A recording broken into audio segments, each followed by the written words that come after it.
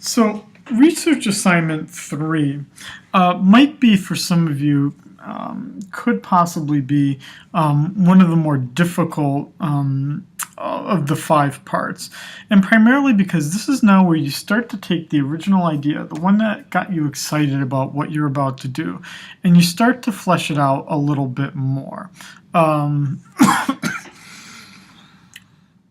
This is essentially, in step 3, this is the beginning now of the actual research proposal that you'll be submitting at the end of the semester. 2 full pages, double spaced, so we're probably talking here about 250 to 300 words approximately, but I am going to keep you to the 2 full page double spaced requirement.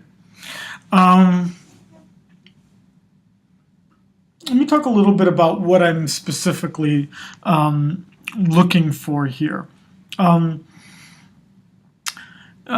would say that within this, the first 2 parts are incredibly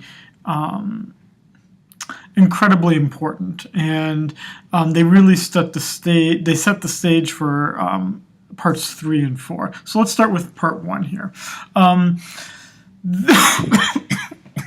This part 1, you largely have revealed this to me already in research assignment 1. Now you're fleshing it out a little bit further. You're telling me a little bit more about the research topic. You're giving me a little bit more background information.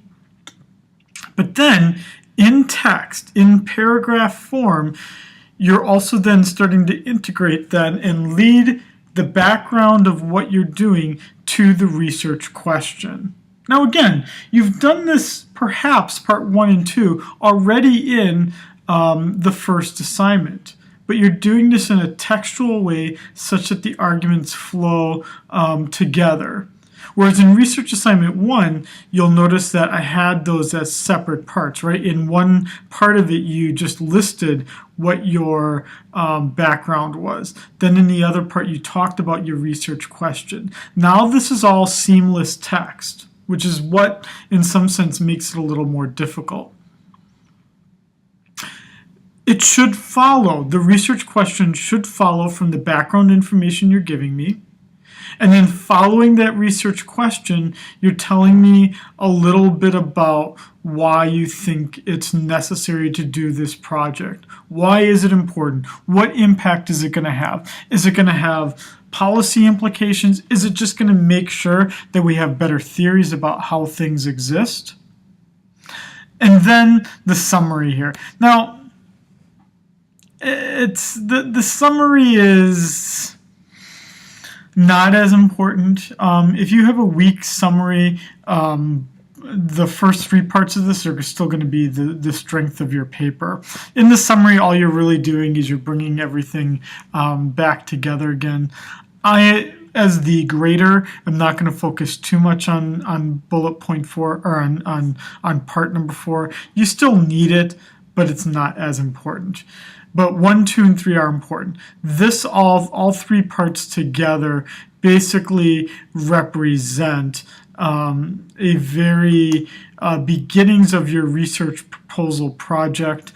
You need to have good grammar. You need to have appropriate references where needed. But again, I'm not necessarily looking for a separate.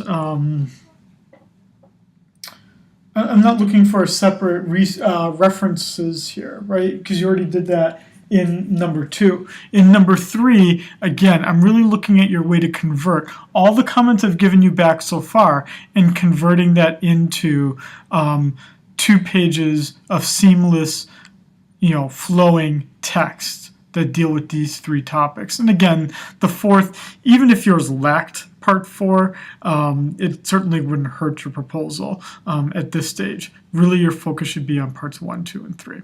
So I hope that helps give you a little bit of an understanding of what I'm looking for in assignment number 3. If you want me to look at drafts, I'm more than happy to do that.